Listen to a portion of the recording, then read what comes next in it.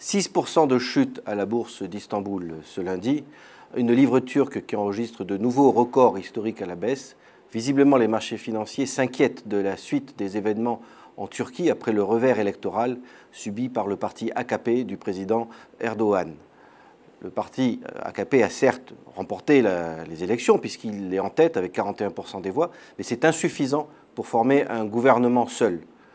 Cela laisse augurer des perspectives de coalition qui est peu conforme à la tradition politique récente de la Turquie. Les dernières coalitions dans les années 90 étaient généralement des désastres.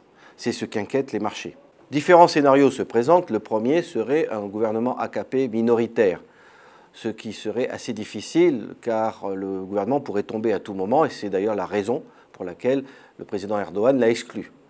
Deuxième scénario, très théorique, un gouvernement formé par une coalition des partis d'opposition entre le HDP, le parti kurde, le CHP, un parti laïque de centre-gauche qui a du mal à s'entendre avec les Kurdes, et un parti nationaliste de droite, le MHP, qui considère que les séparatistes kurdes sont des criminels. On voit donc mal une convergence idéologique entre ces trois partis.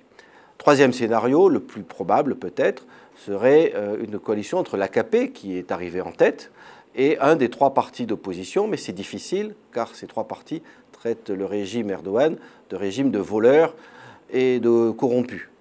Reste un quatrième scénario qui serait devant l'impossibilité de former une coalition stable d'ici 45 jours, de nouvelles élections, sans forcément un résultat très différent. On voit donc que la Turquie entre dans une période de turbulence. Visiblement, les électeurs turcs ne voulaient pas conférer au parti gouvernemental une majorité des 2/3 des sièges qui leur auraient permis de transformer la Constitution vers un régime hyper-présidentiel où le président Erdogan aurait eu énormément de pouvoir.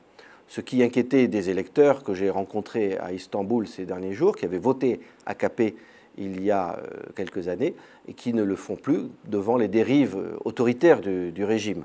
Ils ont donc sanctionné le régime, mais un peu trop fortement, puisque du coup, il n'a plus la majorité pour former une coalition.